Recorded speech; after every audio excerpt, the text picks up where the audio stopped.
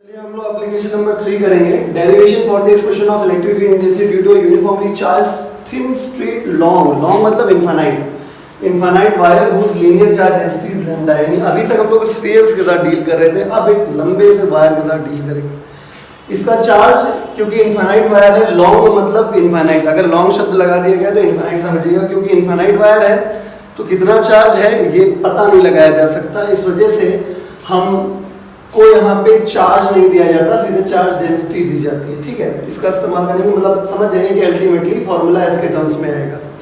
ठीक है, आपको याद होगा हमने एक डेरिवेशन आपको कराया था without using Gauss theorem, electric field intensity का फॉर्मूला निकलवाना आपको सिखाया था हमने यहाँ पे। ठीक है, बहुत लंबा चौड़ा डेरिवेशन हुआ था। ठीक है, जिसको मैंने मेंशन किया था कि वो केवल सीबीएसई वालों के लिए, आईएससी वालों के लिए नहीं।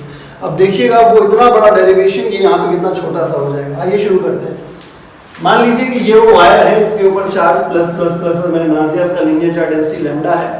ठीक है, और हमें क्या करना है, इलेक्ट्रिक फील्ड इंटेंसिटी निकालनी है इस वायर की वजह से इस पॉइंट पी पर। तो मैंने क्या कहा था आपसे, जिस पॉइंट पे इलेक्ट्रिक फील्ड इंटेंसिटी निकालनी है, ठीक है, पहले तो आपने डिस्टेंस मेंशन कर दिया कि वायर से इस पॉइंट तक का डिस्टेंस आ रहा है। फिर मैंने आपसे कहा था कि जिस पॉइंट पे आपको इलेक्ट्रिक फील्ड इंटेंसिटी निकालनी है उस पॉइंट को लेते हुए और चार्ज को घेरते हुए एक ऐसा गॉसियन सरफेस बनाइए जहां पे E की वैल्यू कांस्टेंट हो। ठीक है, तो मैंने P को लेते हुए और वायर को चारों तरफ से घेरते हुए सिलेंडर बना दिया, क्योंकि वायर को घेरने के लिए सिलेंडर हो सकता है। ठीक है, तो हमने गॉसियन सरफेस बना दिया और गॉसियन सरफेस की प्रॉपर्टी के अकॉर्डिंग गॉसियन सरफेस पर इलेक्ट्रिक फील्ड की वैल्यू क्या रहती है, कांस्टेंट रहती है, वो मैंने मेंशन कर दिया। अब अगला स्टेप क्या होता है, अगला स्टेप ये होता है कि देखिए इलेक्ट्रिक फील्ड लाइंस बना देते हैं। तो देखिए पॉजिटिव चार्ज की वजह से इलेक्ट्रिक फील्ड लाइंस ये मैंने बनाई, ये देखिए आउटवर्ड्स होगा क्योंकि पॉजिटिव चार्ज का मतलब फील्ड बाहर की तरफ निकलती है। ठीक है, चारों तरफ निकल रही है। बोर्ड 2D है, इस वजह से आपको 2D में लग रहा है। इसको ये इमेजिन करिए कि चारों तरफ फील्ड लाइंस निकल रही हैं। ठीक है, अब क्या करेंगे हम लोग, जहां पे इलेक्ट्रिक फील्ड इंटेंसिटी निकालनी होती है वहां पे हम छोटा सा एरिया कंसीडर करते हैं। ये छोटा सा एरिया बाहर की तरफ कंसीडर हो गया आपका। ठीक है, DA वेक्टर। तो जो इलेक्ट्रिक फील्ड लाइन की जो डायरेक्शन है भाई, इलेक्ट्रिक फील्ड की डायरेक्शन मतलब यहाँ पे जो कर्व्ड सरफेस पे आपने जो एरिया लिया है वहां पे थीटा कितना हो गया, 0 डिग्री। अगर आप नोटिस करें तो ये P1 यानी पहला प्लेन सरफेस, देखिए तो इलेक्ट्रिक फील्ड ये है और एरिया वेक्टर ऐसे, थीटा की वैल्यू कितनी हो गई, 90 डिग्री। ऐसे देखिए प्लेन ऐसे है, प्लेन का एरिया वेक्टर ये है और इलेक्ट्रिक फील्ड ये है, तो थीटा का वैल्यू कितना हो गया, 90 डिग्री। बात समझ में आ रहा है आपको? यानी कुल मिला के 3 तरीके के सरफेस है। ठीक है, मैं शुरुआत से बताता हूँ सारी बात। ये वायर है, वायर के पास r डिस्टेंस पे एक P पॉइंट है जहां पे हमको इलेक्ट्रिक फील्ड इंटेंसिटी कैलकुलेट करनी थी। इलेक्ट्रिक फील्ड इंटेंसिटी कैलकुलेट करने के लिए हमने एक गॉसियन सरफेस P पॉइंट को लेते हुए सिलेंड्रिकल गॉसियन सरफेस बना दिया। नाम लिख देता हूं मैं, this is cylindrical Gaussian surface. ये हमने सिलेंड्रिकल गॉसियन सरफेस बना दिया। सिलेंड्रिकल गॉसियन सरफेस बनाने के बाद हमने क्या किया, देखा कि यहाँ पे 3 सरफेस है, तो तीनों सरफेस का एरिया वेक्टर का डायरेक्शन मेंशन कर दिया। ये पहला सरफेस, इसका एरिया वेक्टर ऐसे, ये दूसरा सरफेस का एरिया वेक्टर ऐसे, तो ये तीसरा सरफेस कर्व्ड, ये C for curved surface area vector इसका ऐसे। फिर हमने सबकी इलेक्ट्रिक फील्ड लाइंस दिखा दी, जिससे ये क्लियर हो गया कि अलग अलग जगह पर एंगल्स क्या क्या है। देखिए इलेक्ट्रिक फील्ड एरिया वेक्टर के बीच में 90 degree, electric field area vector के बीच में एंगल 90 डिग्री। बात समझ में आ रही है? तो 90 डिग्री यहाँ पे हो गया 0 डिग्री। अब हम क्या करने जा रहे हैं, गॉस थ्योरम लगाने जा रहे हैं। ठीक है, गॉस थ्योरम निकाल जैसे ही लगाएंगे तुरंत ख्याल आएगा इनक्लोज चार्ज कितना है। तो माय डियर ध्यान से देखिए आप, जितना चार्ज इस सिलेंडर के अंदर आ जाएगा, ये देखिए मैं इसको ऐसे बनाते हैं, जितना चार्ज इस सिलेंडर के अंदर आ जाएगा यही तो इनक्लोज चार्ज होगा। ठीक है, इतने इस चार्ज को मैं Q डैश कह देता हूँ, यानी हमारा इनक्लोज चार्ज जो है वो Q डैश हो गया। बात आ गई समझ में? चलिए, तो देखिएगा by Gauss theorem total flux equal to Q enclose upon epsilon naught. Total flux यहाँ पे 3 सरफेस से होगा।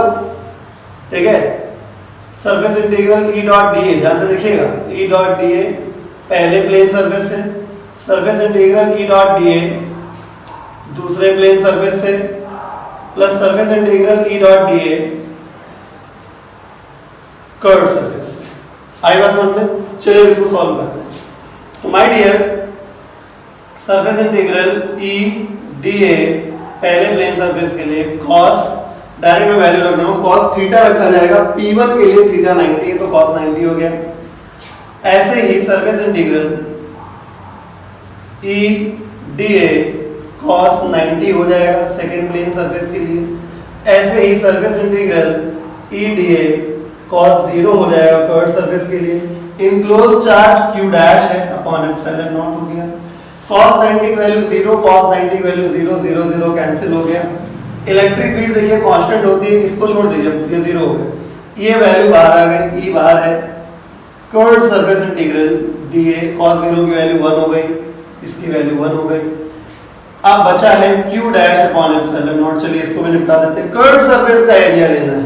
कर्व सरफेस का एरिया कितना है? 2 पाई r l, ठीक है, l लेंथ ली हमने गॉसियन सरफेस की, इस इतने की जगह हो जाएगा 2 पाई r l, ये हो गया q dash upon epsilon not, equation number first. अब समस्या है q डैश नहीं पता है, तो समस्या कुछ नहीं है, आप देखिए यूनिफॉर्मली चार्ज लिखा हुआ है, मैंने अभी जस्ट प्रीवियस लेक्चर में बताया था। खैर आईएससी वालों ने प्रीवियस लेक्चर स्किप कर दिया होगा क्योंकि उनके सिलेबस में नहीं, फिर बता दे रहा हूँ। जब मैंने चार्ज डिस्ट्रीब्यूशन पढ़ाया था तो मैंने आपको बोला था कि अगर कभी भी बॉडी में यूनिफॉर्मली शब्द लगा हुआ है, यूनिफॉर्मली चार्ज, तो अगर वायर का केस है तो चार्ज अपॉन लेंथ कांस्टेंट हो जाता है, ठीक है, यानी लैम्डा का वैल्यू कांस्टेंट होता है, ठीक। और अगर सरफेस पे होता है तो चार्ज अपॉन एरिया कांस्टेंट होता है, वॉल्यूम में होता है चार्ज अपॉन वॉल्यूम कांस्टेंट होता है। खैर कोई बात नहीं, तो यहाँ पे हम लिखने जा रहे हैं बिकॉज लीनियर चार्ज डेंसिटी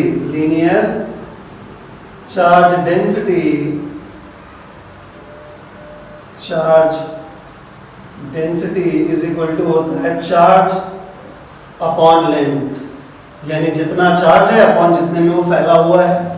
इसलिए linear charge density lambda given है हमको, ये देखिए जो चार्ज चाहिए वो q डैश है और q डैश जितनी लेंथ पे है वो l है, तो implies that q dash equal to lambda into l। First equation में रख देते हैं, from first e into 2 pi r l lambda l upon epsilon not, l से m कैंसिल हो गया देखिए। और यहां से फिर से एक बार प्रूव हो गया कि कितना बड़ा भी आप साइज ले सकते हैं गॉसियन सरफेस का, उस पर कोई फर्क नहीं पड़ता, ठीक है, शेप और साइज मैटर नहीं करते हैं। फ्लक्स में पढ़ाया था मैंने, तो E बराबर आ गया lambda upon 2 pi epsilon not r, ये आपका फॉर्मूला हो गया, ठीक है। और अगर डायरेक्शन कोई पूछे तो क्या हो जाएगा? ये हो जाएगा रेडियली आउटवर्ड्स। रेडियली आप नॉर्मली शब्द नहीं लगा सकते क्योंकि सेंटर की बात नहीं हो रही है। रेडियली आउटवर्ड मतलब जो एक्सिस है उसके परपेंडिकुलरली बाहर की तरफ निकल रहा है, और अगर नेगेटिव होता तो रेडियली इनवर्ड्स हो जाता। तो चलिए अब एक क्वेश्चन कर लिया जाए।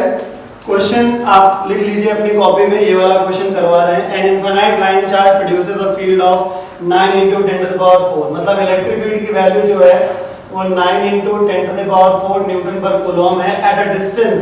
r का वैल्यू 2 सेंटीमीटर बोले तो 0.02 मीटर दे दिया गया है। Calculate linear charge density lambda, formula हमको आता है लीनियर वायर में, ठीक है, ओके। फॉर्मूला क्या होता है? E = lambda upon 2 pi epsilon not r। मैं यहाँ पे रोकूंगा इसको, इस तरीके से ना यूज करके ऐसे यूज करिए, दो का ऊपर नीचे मल्टीप्लाई कर लीजिए, तो ये 1/4 पाई एप्सिलॉन नॉट अलग हो जाएगा और 2 लैम्डा अपॉन r अलग हो जाएगा। E की वैल्यू ये हो गया 9 × 10⁹।